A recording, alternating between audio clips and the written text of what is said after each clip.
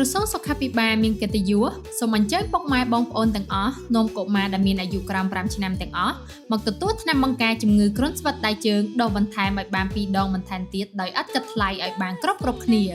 ទោះបីកុមារធ្លាប់បានទទួលគ្រប់ចំនួនឬមិនទាន់គ្រប់ចំនួនឬមិនធ្លាប់បានទទួលថ្នាំបង្ការឬទើបនឹងទទួលរួចថ្មីនេះមកហើយក៏ដោយ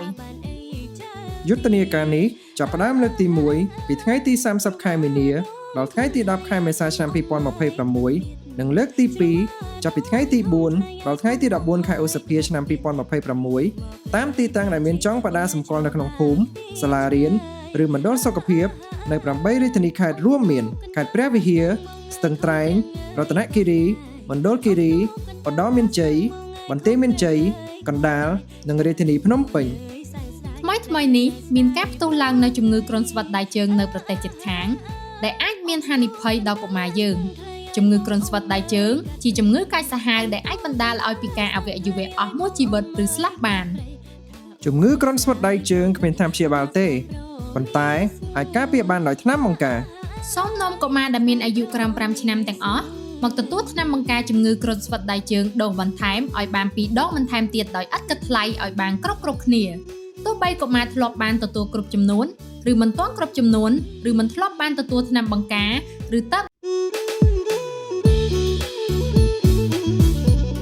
ថ្នាំបង្ការជំងឺគ្រុនស្វិតដៃជើងប្រភេទបន្តក់មានសុវត្ថិភាពនិងប្រសិទ្ធភាពខ្ពស់ព្រមទាំងទទួលស្គាល់ដោយអង្គការសុខភាពពិភពលោកនិងក្រសួងសុខាភិបាលដែលបានប្រើជាច្រើនឆ្នាំមកហើយនៅលើពិភពលោកនិងនៅប្រទេសកម្ពុជាជាទូទៅកុមារមិនមានផលរំខានអ្វីទាំងអស់បន្ទាប់ពីទទួលថ្នាំបង្ការនេះសូមកុំបារម្ភសូមនាំកុមារដែលមានអាយុក្រោម5ឆ្នាំទាំងអស់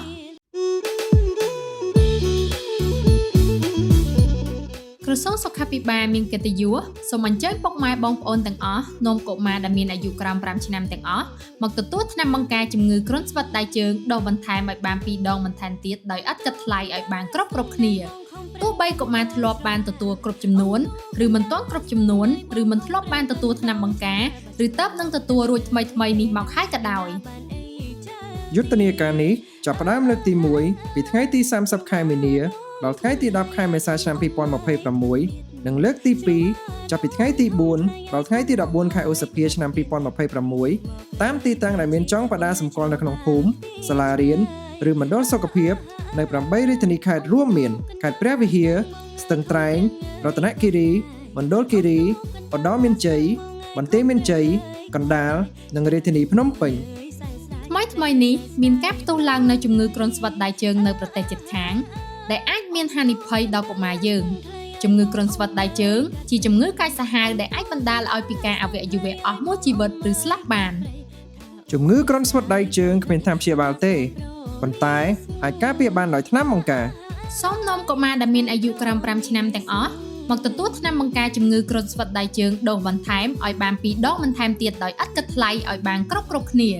ទោះបីកុមារធ្លាប់បានទទួលគ្រប់ចំនួនឬមិនទាន់គ្រប់ចំនួនឬមិនធ្លាប់បានទទួលថ្នាំបង្ការឬទើបនឹងទទួលរួចថ្មីនេះមកហើយក៏ដោយសម្រាប់ព័ត៌មានបន្ថែមសូមសាកសួរប្រធានភូមិក្រុមទ្រទ្រង់សុខភាពភូមិឬបុគ្គលិកមណ្ឌលសុខភាពដែលនៅជិតលោកអ្នកបំផុតយុទ្ធនាការនេះរៀបចំដោយកម្មវិធីជាផ្ដល់ថ្នាំបង្ការនៃមជ្ឈមណ្ឌលជាតិគាំពារមេដានិងទារកនៃក្រសួងសុខាភិបាលគាំទ្រដោយ GPEI, Gavi, WHO, Chai និង UNICEF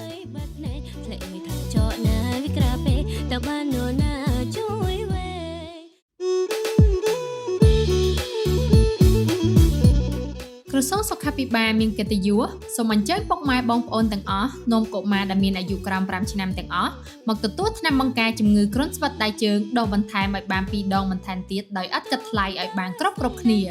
ទោះបីកុមារធ្លាប់បានទទួលគ្រប់ចំនួនឬមិនទាន់គ្រប់ចំនួនឬមិនធ្លាប់បានទទួលថ្នាំបង្ការឬទើបនឹងទទួលរួចថ្មីនេះមកហើយក៏ដោយយុទ្ធនាការនេះចាប់ផ្ដើមលើកទី1ពីថ្ងៃទី30ខែមីនាដល់ថ្ងៃទី10ខែមេសាឆ្នាំ2026និងលើកទី2ចាប់ពីថ្ងៃទី4ដល់ថ្ងៃទី14ខែឧសភាឆ្នាំ2026តាមទីតាំងដែលមានចុងបដាសម្គាល់នៅក្នុងភូមិសាលារៀនឬមណ្ឌលសុខភាពនៅ8រាជធានីខេត្តរួមមានខេត្តព្រះវិហារស្ទឹងត្រែងរតនគិរីមណ្ឌលគិរីឧត្តរមានជ័យបន្ទាយមានជ័យ